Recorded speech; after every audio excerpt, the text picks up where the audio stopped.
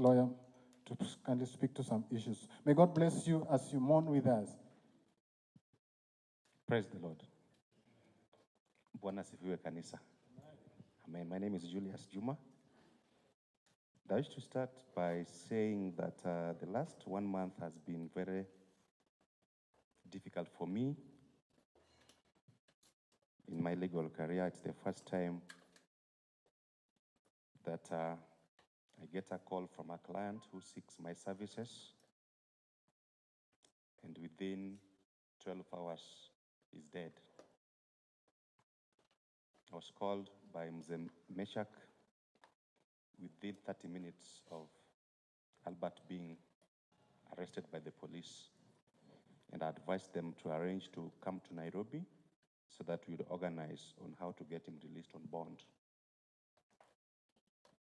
The next call I got from him again, less than 12 hours later, is that Albert is dead. And so we did not live to attend court to get him released on bond. He has left us with many other cases that we are facing in court now. It's very unfortunate, indeed very unfortunate, because we do not live as per the dictates of what our Constitution says. Because it's unfortunate that Albert has gone, and so we do not have his side of the story. We only know that he was being arrested for certain allegations, but he didn't live to explain to us whether they were true or not. Quite unfortunate. My brother Ken has spoken, and indeed there's quite a long list of those who have stood with us. He could not have mentioned all of them. And so our prayer is to those whose names may have not been mentioned to know that we do not take their support for granted. We appreciate each and every individuals and organizations that have stood with the family from the date of 8th, when we got to know about the death of our brother, until today. But just to mention a few of them in no particular order, there's Vocal Africa, there's LSK, there's IMLU, there's the Baptist Church,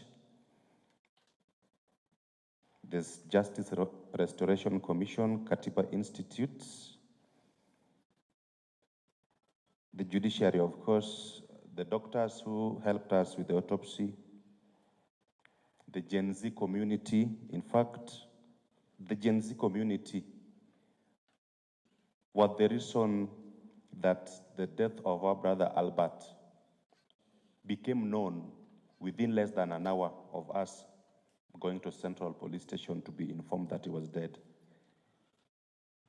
And so we appreciate each and everyone. But because people have spoken, just like the Reverend said, that we have had close to a month to speak, we have spoken about this death, and we have spoken about others that we continue to see on screens daily, which are quite unfortunate. But there's one item that I've been asked by the family to mention specifically because the freedom to speak,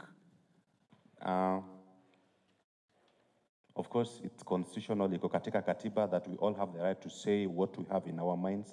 But at times, if it's unchecked, certain untruths may be communicated or spoken, and particularly with regard to the death of our brother, it has been said or shared on various media channels that the family received, Mzee there received Kenya shillings 10 million.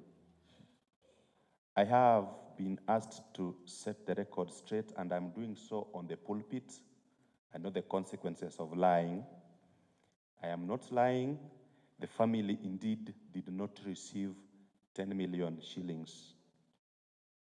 The family wish to confirm that yes, they received 2 million shillings from the head of state, 1 million shillings from Honorable Raila Odinga, and 2 million shillings from Kenyans generally, who gave them in the form of 1 shilling, 10 shillings, 100 shillings, 1,000 shillings, totaling 5,060,000. That is what the family received, and they appreciate each and every individual for standing with them. But I repeat, it is not true, as has been shared severally on various media channels, that the family received 10 million shillings from one individual. Asanteni sana. Thank you. Thank you very much, Wakili. I want to give opportunities still to the family. Yes, after that, I'll